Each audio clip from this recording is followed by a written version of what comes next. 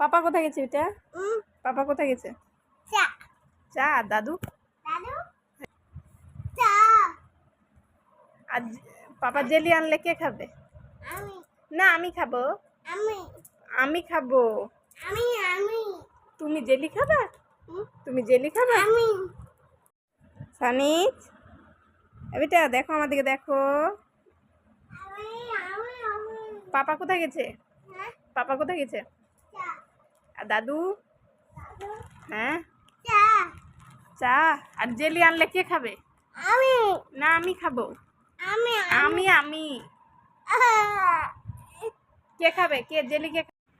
আসসালামু আলাইকুম গাইস, কেমন আছেন সবাই? আশা করি খুব ভালো আছেন। আলহামদুলিল্লাহ আমরা সবাই ভালো।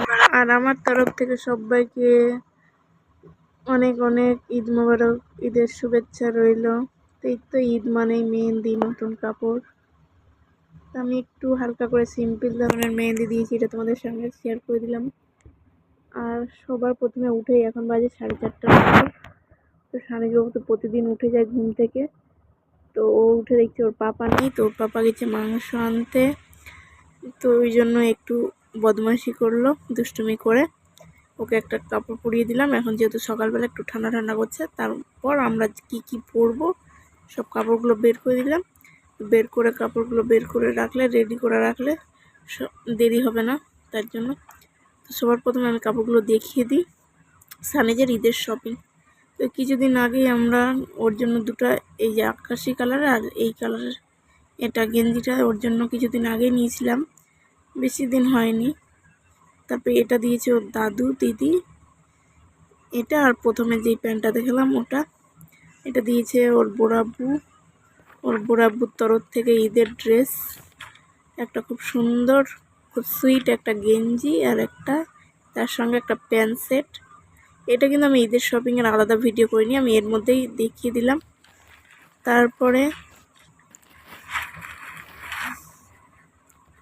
আর হ্যাঁ, তোমাদের এই ভিডিওর মধ্যে বলে দিচ্ছি, আর এগুলো ওর পাপা ওর জন্য নিয়ে এসছে। গরম পড়ছে তো পাতলা দেখে হালকা সুতির হাত কাটা দুটো। আর এই যে এটা একটা গেঞ্জি সেট। তোর প্রত্যেকটা ড্রেসই ওর অনেক দাম, কিন্তু ওর শরীর হিসাবে ওই ড্রেসগুলো বেশি দিন পরতে পারে না, ছেড়েও না, পুরাতনও হয় না। আর আমি এখানে কিছু নেইনি, আমি বা সানিজের পাপা শুধু একটা ওড়না আর একটা নাইটি নিয়েছি। আর হ্যাঁ, সানিজের আরও 2-3টে ড্রেস আছে, ওগুলো দেখাতে ভুলে গেছি, পরে আমি ভিডিও এডিট করতে করতে লক্ষ্য করছি ওগুলো দেখায়নি।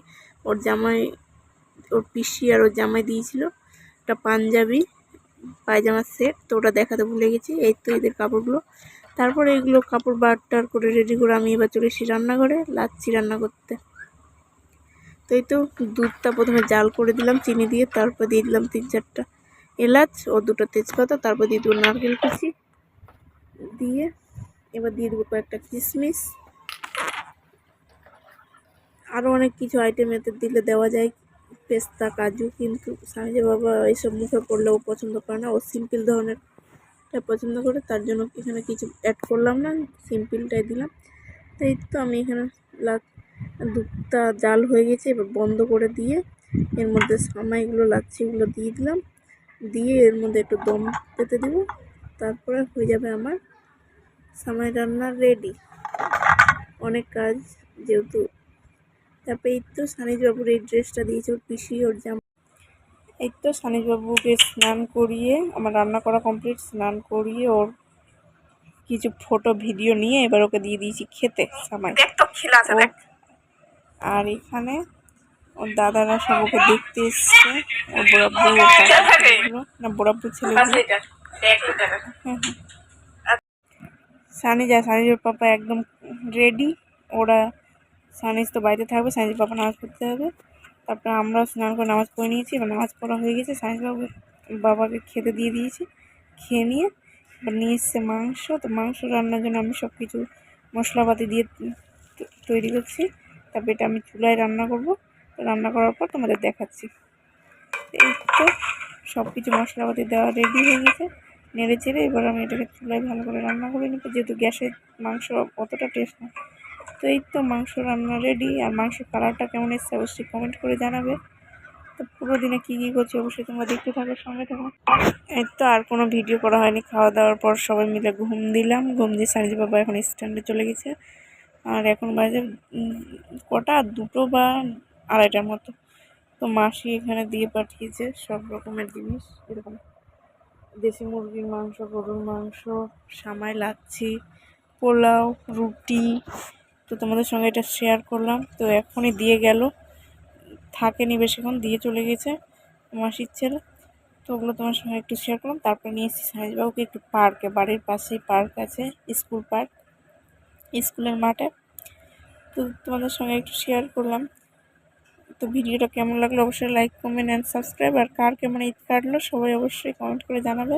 আর ভালো লাগলে সাবস্ক্রাইব প্লিজ, সাপোর্ট করো।